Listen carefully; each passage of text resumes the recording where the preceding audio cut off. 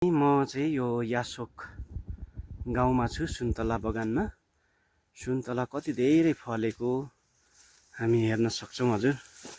सुन्तलाको फेदमै छु, अति धेरै फलेको छ, लटरम्म समयको फल।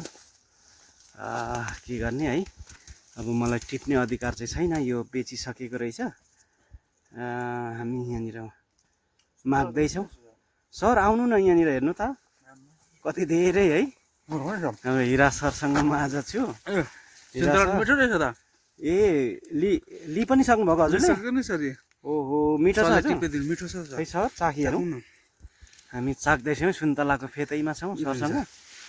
ओहो ल कस्तो मिठो सुन्तला रहेछ त नि। सर लिएँ है मैले। हुन्छ सर। मिठो रहेछ सुन्तला।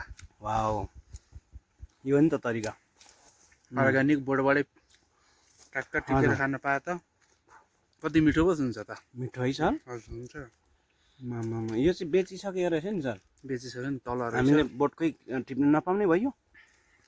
तल टिप्न पाउनु पर्यो सरको सर एक दुई बोट। हजुर सरले मेरो पो सर रहेछ। ए ल हामी चाहिँ सुन्तलाको बोटमा सुन्तला पनि खाँदै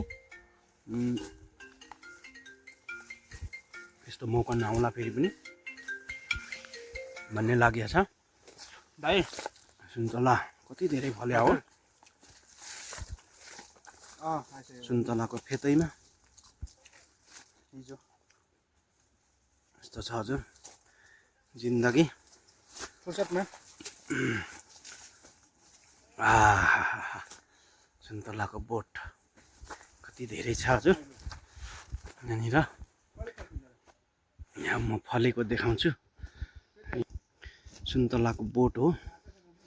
अब माथि रुखमाथि लटरम्म फलेको छ, लटरम्म। अब यो टिप्न पाइँदैन, बेचिहाल्नु भएको रहेछ।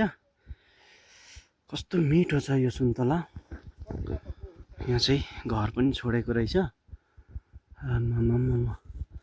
यो ठाउँ चाहिँ सुन्तलाको घारी। सुन्तला सुन्तला क्या दामी फल्या हो, क्या दामी फल्या हो यो।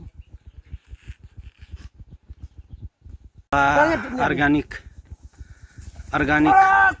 ल सुन्तला टिपा यहाँ हेर्नुहोस् है, तरिका हाम्रो।